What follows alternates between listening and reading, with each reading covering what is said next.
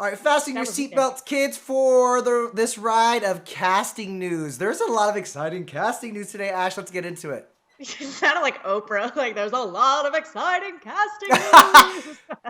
Casting news. Casting You get a news. roll. So You get a fasten. roll.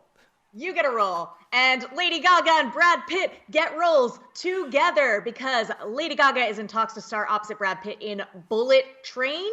And we are ready to. I mean, look, from an entertainment news outlet perspective, this is just the golden standard of casting. They are going to be on the carpets together. They're going to be doing interviews together. They're going to be talking about one another. I mean, Brad Pitt has chemistry with a rock, with a dog. We saw it in Quentin Tarantino's last movie. So the chemistry that is going to unfold on here after we saw Lady Gaga and Bradley Cooper do everything they did a few years ago when they were in a movie together. Danny, how you feeling about this?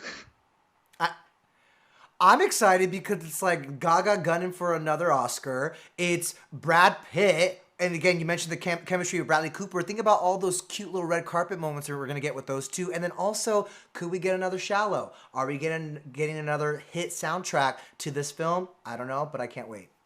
And by the way, what this movie is about is a group of assassins on a fast-moving train in Tokyo. So is Gaga one of the assassins? Who's the assassin? What is this about? This is not the love story of or I guess non-love story of the other movie. This is a little more action-packed for Gaga, which we haven't seen yet.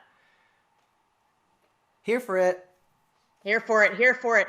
Well, moving on to Stranger Things. They announced a slew of new casting today, and there's a lot of really exciting ones, but we got to talk about Robert Englund, who is known as Freddy freaking Krueger, is joining the cast of Stranger Things Season 4, and he's going to be playing, get this, a disturbed and intimidating man who is imprisoned in a psychiatric hospital for a gruesome murder in the 1950s. So right on track with the Freddy thing, and we know that Stranger Things, one of the things they do best is hit on those nostalgic strings, and they play a lot of homages to old films of the 80s. So this is just absolutely perfect. I'm so excited to see Freddy Krueger in Stranger Things. How you feeling?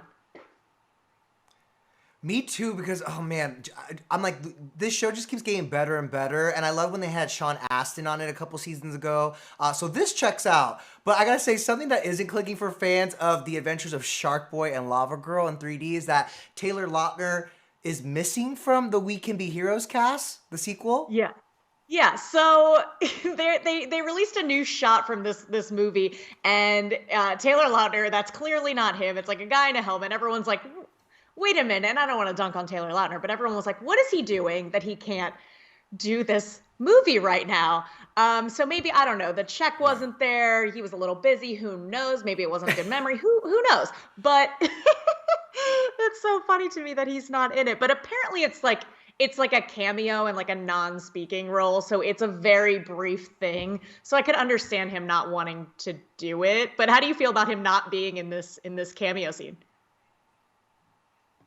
Well, I feel like if this was a proper role and we get to see his face and he actually speaks, then yes. And if he was in fact missing, then I'd be more upset. But it sounds like this is not a Sharkboy movie. You know what I mean? So hopefully, I feel like down the line he'd want to do it. So here's hoping.